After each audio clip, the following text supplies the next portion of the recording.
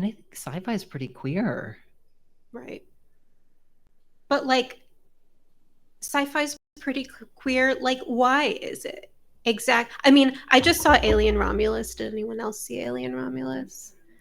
Okay, well, it's more queer than maybe or what is it that makes sci-fi like touch that sort of nerve, right? I mean, I think you're totally right that like there's this queer relationship to sci-fi. Like, what is exciting about that, or what is at the root of what's exciting about it to you? Not even necessarily.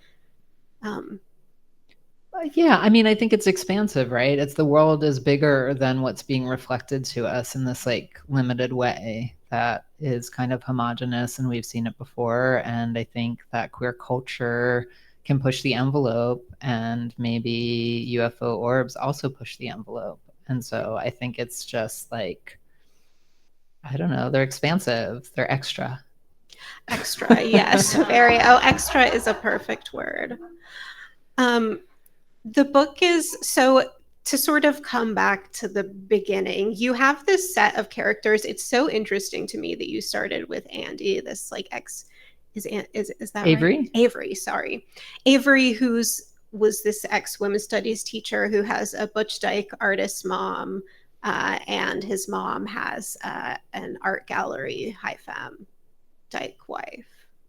Um, how did you move out? Because all these characters are in relation to each other and they never stop being in relation to each other. Like there's a split in the beginning and those characters never show up again. By a split, I mean a breakup of a throuple. And and then you set in motion like this series of characters whose lives are completely intertwined in pretty complicated ways. Um, and the book seemed intent on like if not untangling it, sort of making sure everyone emerged relatively unscathed. Does that make sense? Like people are remaining in relation with each other. Yeah.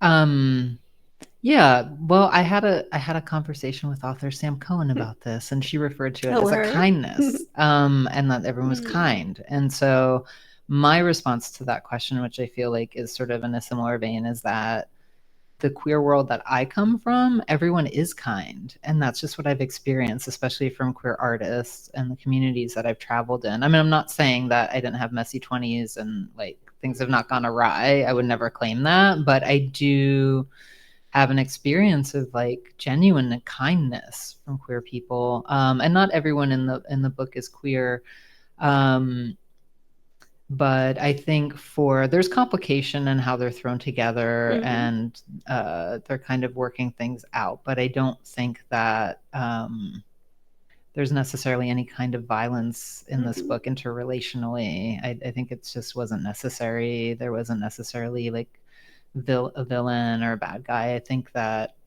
through writing it, I just kind of fell in love with all of the characters.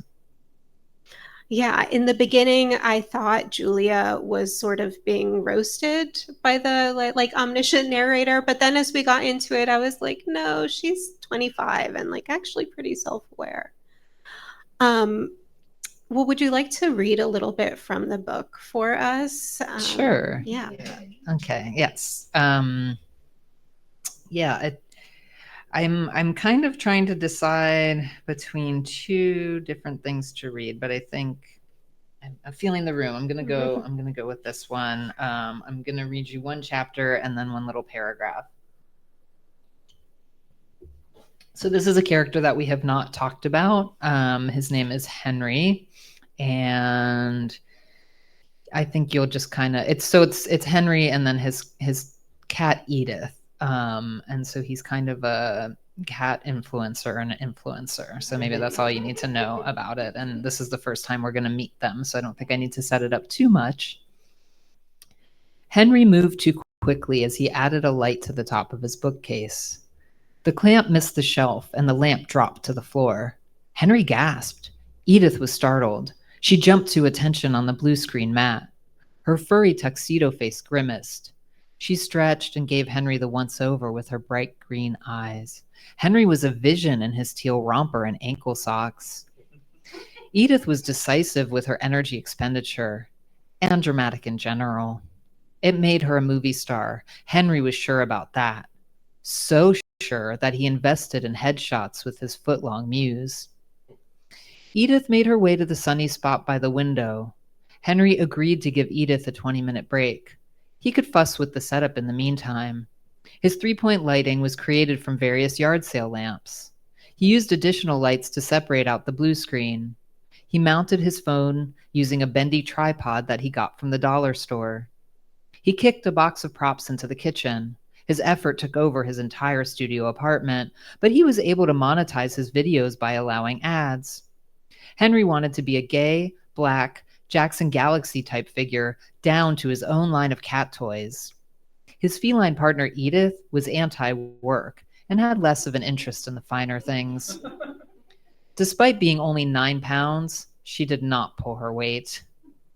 Henry noticed the low battery icon warning and plugged in his laptop. He put a small black and white stuffed zebra, Zedith, Edith's stand-in, onto the blue screen. Thank you. He checked the chroma key to make sure the blue screen looked correct around her fur. Fur was tough to key around with his current software and lighting setup. Okay, Edith, we are ready for you. Edith responded telepathically. That felt more like 10 minutes. Henry crossed his arms and dropped his head. Edith caved and sauntered over to the blue screen. Fine, what do you want me to do in the scene? Henry softened. Well, what I want to do is have a conversation with you in front of our viewers and show them how we communicate. You know that would be life-changing, right? Edith knew exactly that.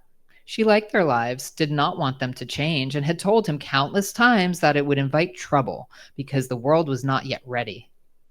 Henry was annoyed but remained driven. Let's focus on the scene at hand. At Paw, you mean? The scene at Paw.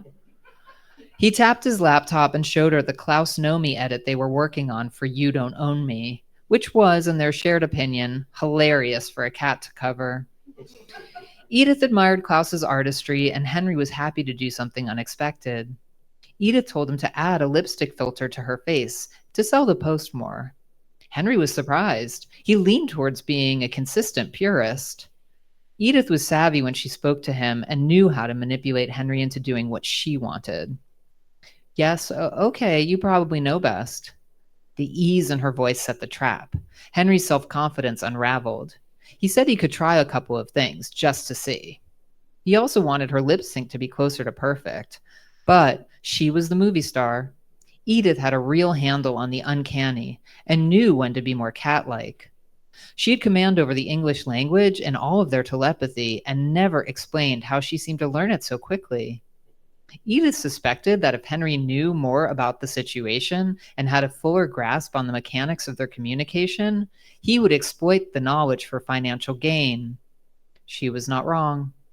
Cats are excellent judges of characters, and one's as adept at telepathy as Edith had an even higher emotional intelligence. The fact that cats were largely assholes had nothing to do with a lack of comprehension. Henry liked to think he wanted his world to change, but like cats, he did not deal well with change.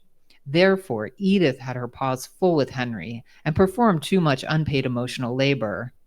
She knew he would be a world-famous pet psychic given his innate abilities, in conjunction with the evolutionary leap in consciousness he had undergone. But it would be his undoing. She did not think the world was ready to embrace someone like Henry. She studied Jackson Galaxy with him. White, cis, straight, married, recovered addict, and rock star? Henry was none of those things. Henry was an absolute treasure, but he was way too ahead of the times. And timing mattered. Edith always had the upper paw when he grew impatient. She cut off telepathy, cold-shouldered him, and acted coy, like she was just a regular normie cat, incapable of anything more. She was stubborn, lazy, and would take things out on furniture if pushed too far. Edith was beautiful and knew it. She traded on her looks, and Henry always came around to doing things her way. Thank you. I'm going to read you one little paragraph to give you. It's kind of a sexy book, and so I think I should give a little sample of that and like give a little bit of Julia since she's the main protagonist. And just to clarify, the character of the photographer is like a bull dagger leather dyke photographer named Evil Fated. So that is who Julia is thinking about in this paragraph. Julia had decided being fisted by evil was worth any possible consequence. She no longer cared about art or photography or having a mentor. The opportunity to have been a studio assistant had been thrilling. She was 25, and given the amount of PFAS and everything, cancer seemed inevitable, plus sea level rise. There was nothing to lose by living in the moment. She longed to put her body in evil's hands, to be embraced and placed upon a surface where she would be mauled. Julia was ready to be wrung out like a mop that would then be used to clean the studio floors, and then spanked for doing a bad job as a bad mop. Really, nothing else mattered outside of that.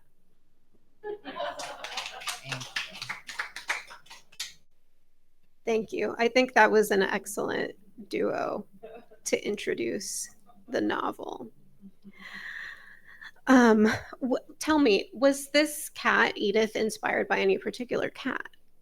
Yes, my muse is my cat Kazemi. She's a tuxedo cat, and she has bright green eyes and weighs probably 9 pounds, maybe 8, and does not pull her weight either. And does she trade on her looks? Absolutely. She runs the household. Excellent.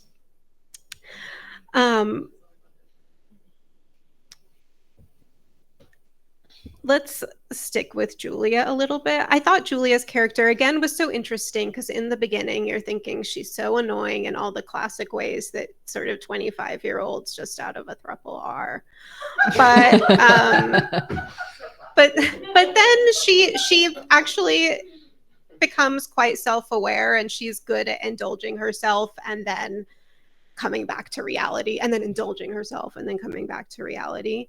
And something I noticed that happened really seamlessly, and I think this has to do with like how you intertwine your characters' lives, was that you wrote their interiority again, switching without there being like a paragraph switch or within one paragraph. So for example, for the character Avery, it was hard to believe his luck. Any moment it would surely backfire. Julia has control over a mediocre white man, and it was intoxicating. She had never gone with the flow like this before. So there's this seamless, like it's like traveling. And I was wondering, like, how, like, were you thinking about how to allow these characters to allow us to sort of see what was happening inside both of them sort of simultaneously without boundaries? Or was this something that just like naturally, this was the natural way that the scenes were written? I mean, I think part of it is just like filmmaker damage, but in a good way. I had started writing, adapting the pilot to a novel with Michelle T present, who was the person who I had shared the pilot with. And she was like, this is amazing. I can't get TV made, but if you turn this into a novel, I will get this published. And so I took her very literally, and I was like, okay, I'm going to turn it into a novel. And so I sat down to write, and fortunately that first time when I sat down to write, she was there. And so I started adapting it, and I was like, Michelle, can I? And she was like, yeah, it's a book. You can do whatever you want. And so I spent most of the book trying to make her laugh. And so I think it was really good to have that conversation happening, but also that permission that she gave me. And I think, you know, with screenwriting, it's really like poetry, and it's like the least you can have on a page, and it's really sparse. And so this was like, I don't know, a candy store or something. Like and so I think like both having like a filmmaker background and then also having permission, I was basically in my mind's eye creating scenes, like really visually seeing the setting, seeing the characters in it, having already developed the characters before I started writing it. It was like go. And so then I was just sort of watching it unfold and experiencing it. And I think also with Julia, I was really excited about making her the everyman, and I just really wanted anybody of any identity from this world or another to be able to like step inside of her and experience the world. And so I think maybe starting out in that way, it maybe bled over into these other characters as well. So I just really wanted to give an experience where a reader could just be in these different vantage points. Had you written long form fiction prior to this? I had done like a NaNoWriMo month, like I don't know when, like a long, like maybe 10 years ago, longer ago. I mean, I just that I wrote a little novella, and so that was my first stab, and then that just really didn't go anywhere and kind of collected dust. And so otherwise it's just been screenwriting. So this is one episode of television. No, Okay. no. I had So I was like, that is incredible. No, it started with, so I had sent Michelle like a pilot episode that was 30 pages, and then character breakdowns, and then 3 seasons, like a 3-season breakdown of what was going to happen. And so then when she encouraged me to turn it into a novel, I just cherry picked what I thought was like the most interesting stuff from the 3 seasons, and then just kind of knew the ending. Definitely knew the first 30 pages. And then, I think when I adapted the pilot, I was like, oh, that's a lot of pages. I don't think I'm going to be able to do this whole 3-season, what I'm thinking about. And so I think I thinned it out from jump, and then knew where I was going. Okay, that makes sense. I did notice, I was thinking about time and the way you make time move in this text. I don't write a ton of dialogue in my work. And so I'm always interested to see how people deal with scenes where people are talking, right? Like, sounds really simple, but it's like, how do you represent the conversation that's happening? And I thought, like, you did this, the way you made time move was sometimes by really staying in the conversation, and sometimes by just sort of like summarizing it happening in the space of paragraph. And I really liked the way that like varied the pacing of the novel, the way it was read. One of those comments, not a questions, perhaps.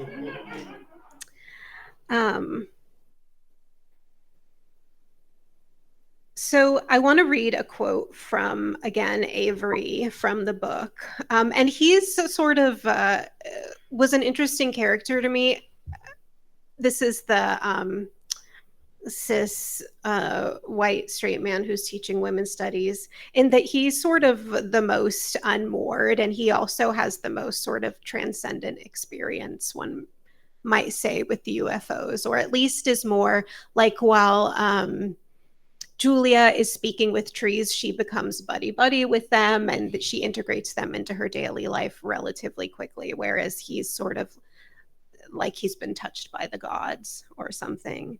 So he says at one point, he exhaled, and in that moment realized his life had taken the kind of unexpected turn one might only happen upon in queer literature: a dyke mom, a UFO, a scandalized neighbor who did not deserve an explanation.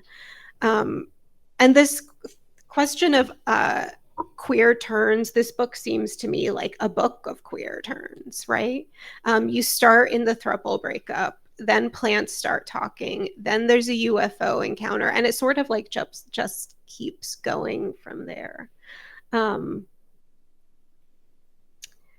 And something that I notice often about like texts that have UFOs in them is that UFOs sort of represent this possibility. And for Avery, in that quote, UFOs have like changed his entire world, right?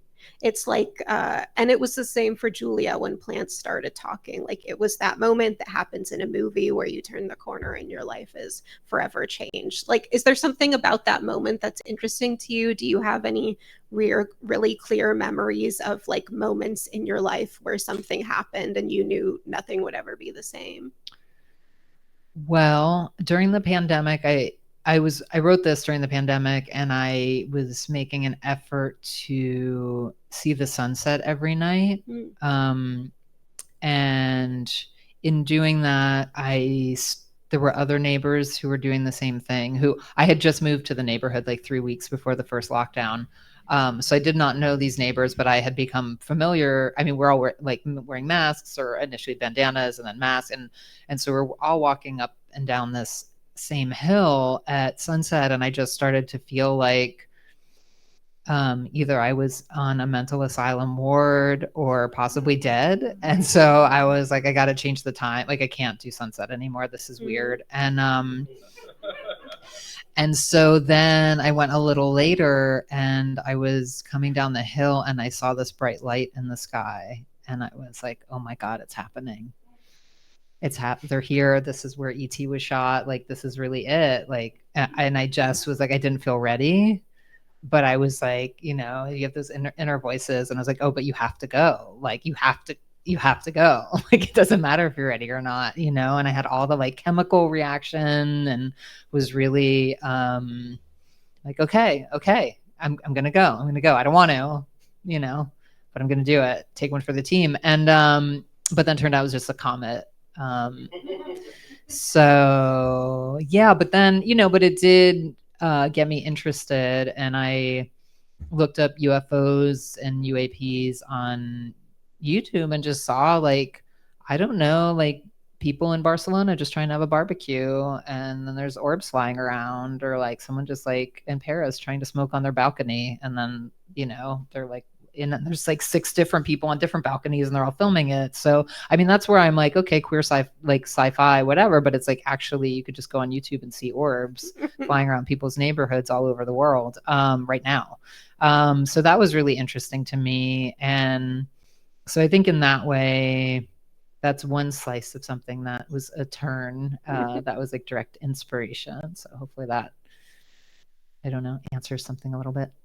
Yeah, actually, as you said that, you just reminded me of a childhood version of that that I had, where my uncle was over, my whole family was in the room, staring out the window, and he said, "There's something in the sky." And everyone immediately got, because it wasn't like, something is not a plane, right? We all got up and we look, and like, I don't know, maybe 10 or something. And I was like, this is it. Because this is the era of alien autopsy on TV. Okay, I see people nodding. So I was really waiting for it to, and I was like, I couldn't believe that it was here. Yeah. Did you have to fight the urge to make aliens scary in the book? Because here they're really like, they want to bring peace to Earth, right? But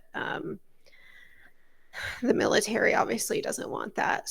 But aliens, I think, are most often in sci-fi as harbingers of doom. Yeah, for sure. I mean, I'm just like, whatever. The Voyager took the golden record out there in like the 70s. What if somebody got it and was like, this is the best disc I've ever had. Like, this is amazing.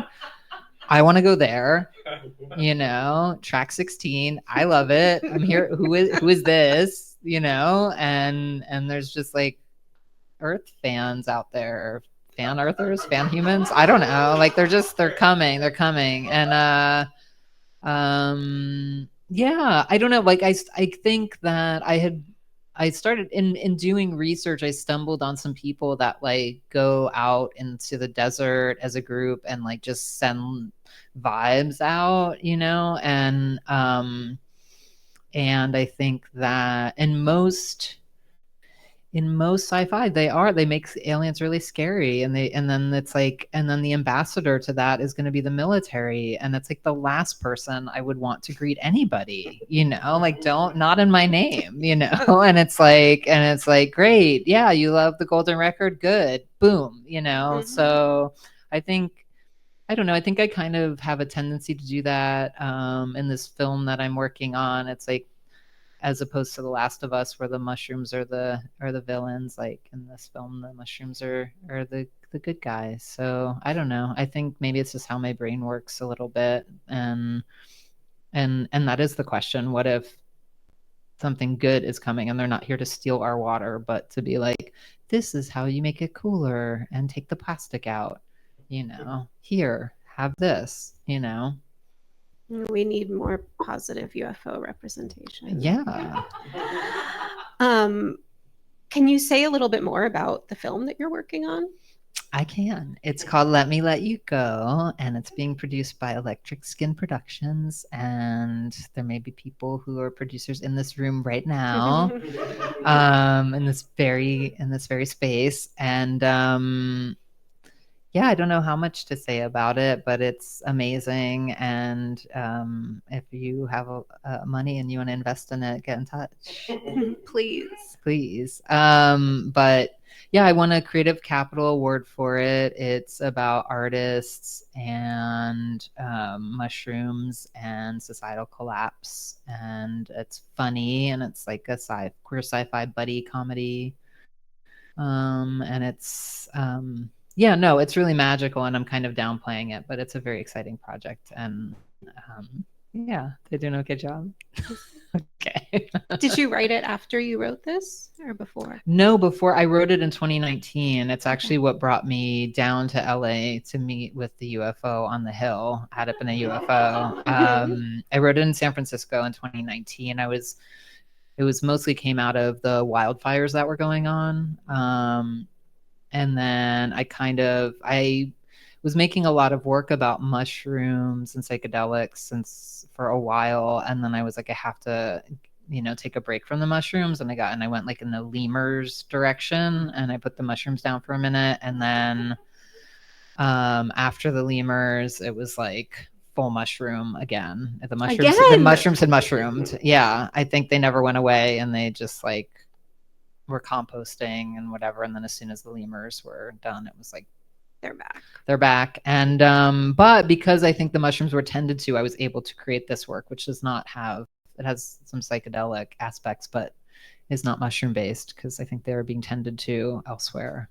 But I do think the book has such a kind of mushroom logic, right? Like by the ways, like each character is connected by multiple threads, and then the events of the novel, which seem as if they're the sort of fantastic events in the novel, which you initially do not think are connected, end up being connected. So I see, sorry to tell you, but you may have written a third mushroom Another text. rhizomatic shroomy situation. I guess that's just what happens when you take mushrooms enough. I think maybe they really get in there.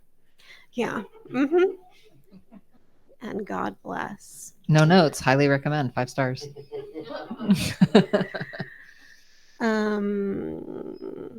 Let's see. Sorry, I'm referencing my notes that I made so I wouldn't forget any of the things I wanted. I think Eileen's judging you right now. Eileen's judging me? Yeah, I just feel her eyes. Always. Yeah. I know. She's like, why? Why do you have notes? Why didn't you memorize everything? Well, maybe we should open up to some audience questions. That sounds great. Thank you so much for your questions and thoughts and comments. Yes, some of each. Yes. Anybody want to kick us off? Well, Clement, one of the things that we always talk about here is sort of the curatorial shelf for authors. So when you were writing this book, did you think about where you would want, sort of your idealized shelf that your book would live with, the other books that your book kind of would keep company with? Like specific books? Or yeah, like your book's like cohort. I think Valencia's got to be a cohort. Oh, yeah. I mean, I think I just landed in a cohort because this book is on Dopamine Press, which is created by Michelle T with semiotext. And so it's seated within that amazing lineage of semiotext long body of work, which is absolutely thrilling to even have any kind of line towards that. And then Michelle T, who's created so many imprints on so many presses that are incredible and have brought so much queer literature into the world. City Lights and Feminist Press, she had imprints with them, and so now with Dopamine Press, there was an anthology that preceded my book called Sluts, which was the first book to come out, and it's an amazing anthology. And so between all of those authors, and I'm just thrilled to be seated in that company. And I think another author that was thrilling to be in conversation with was Tori Peters in New York. We got to be in conversation, and that was really exciting for me. And I think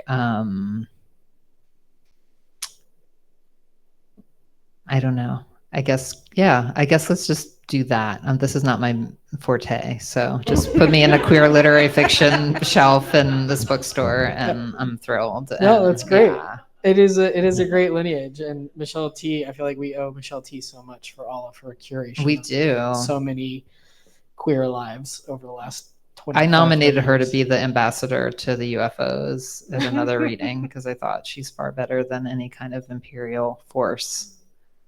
She's a force of good. I love it. Yeah. Okay. Can everyone hear me? Okay. Woo. No stress, no pressure. I feel like we've heard a little bit about Avery, a little bit about Julia, Henry, and Queen Edith. Are there any other characters in the book you want to tell us about a little bit? That's a great question. So Franklin is Julia's half-brother. He is older than her. He's trans, and he's away at a writing residency just trying to help her out, and asks her to come water his plants while he's away. And she couldn't get it together to do that in time. She was a month late. So that's where this sort of kicks off.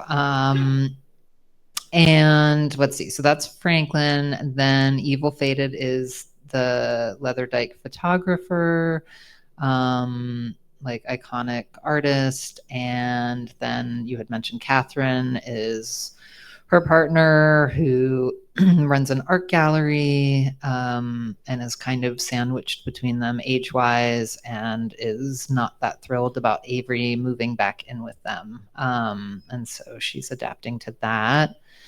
And did I get every? I think that's the main. I made a list of them so I can actually tell you. Henry, we met. That's the main. Yes. Yeah, and then there's plants, hedges, or and an oak tree, are kind of the prominent, I think, standouts from the plant world.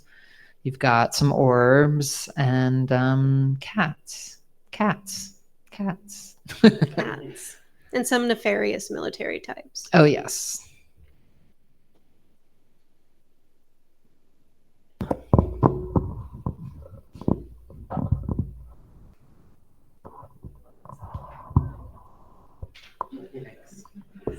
I literally got chills when you said Tori Peters, because the first thing I did when I started hearing about your book was be like, what was that book I read?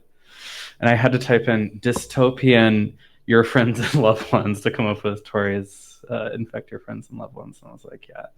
I haven't read the book, but when I was hearing about it, that was the first thing I thought of.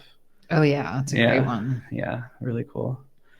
But yeah, for my question, and again, I have not read the book, and I'm going to get it. It sounds great. But the narrator seems to have its own personality. Like it has sort of like a wry omniscience, right? Like there's something going on. Does the narrator, who are they? And do they have more knowledge about the characters than the characters have themselves? And yeah, any other details about the speaker? I would say in an earlier draft that the narrator was a little more heavy-handed and present, but I don't think that there's really a narrator. Like, I think you're really in the characters and in the scenes. I think that there might be, like, you know, a little playfulness, like the quote that you read about, like an amazing turn and, you know, those kinds of things. So I think there may be just kind of little sprinkles on the cake. But yeah, I think I dialed that back because initially when I asked Michelle, can I, you know, like, can the narrator be sassy? And, you know, so I think, but then I think it's kind of was, you don't want to keep hitting the same note, and the characters were so sassy. So I just kind of, and the plants, and, you know, there's just a lot. Everybody, There's only so much room. everybody's right? doing so much. So yeah, the narrator had to be pulled back. It might be foregrounded just because the author is present, but Perhaps, yeah.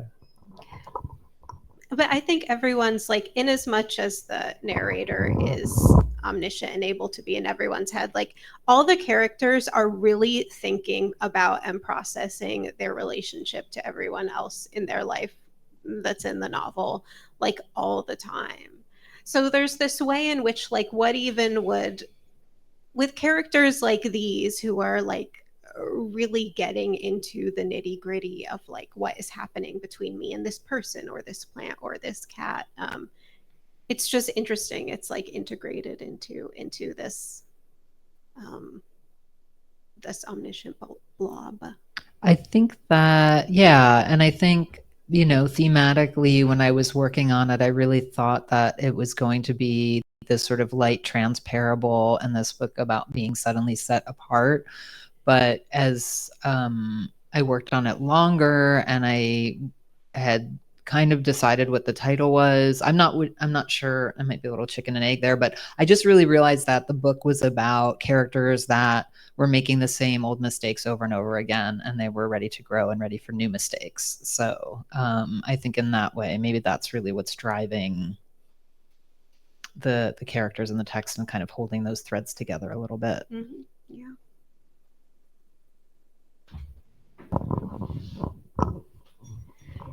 What was your writing process like? Did you have a ritual, favorite place, way to do it? And how many drafts did you go through in the book? Great question.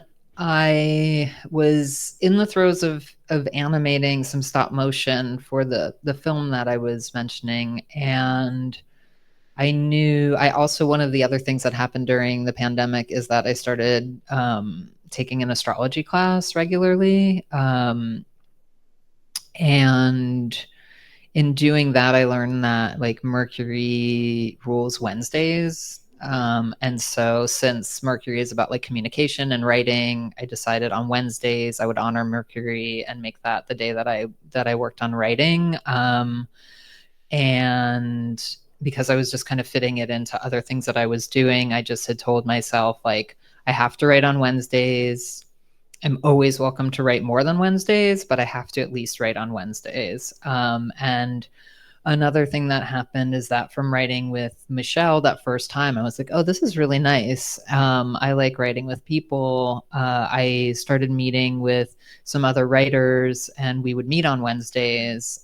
We would not read each other's work or read our work. There was no process. It was just kind of sitting in a room together in a devoted way to write. And I found that to be really helpful because I'm a collaborative artist. And so I think just having other people around kind of doing a similar thing was very helpful and fruitful for me. And I found by anchoring myself on those Wednesdays, I did write more, and I did want to write more, and I enjoyed it so much because, like, filmmaking takes so much and so many people and is this huge thing. And with writing, every time I sat down to do it, it was moving the project forward. Because for the most part, it's only up to me up until a certain point where then it becomes collaborative again and requires a bunch of people and a bunch of stuff. But for, like, you can get it really far by yourself, and that was kind of intoxicating for me. And that's kind of why I got into stop motion animation, except stop motion animation is so slow.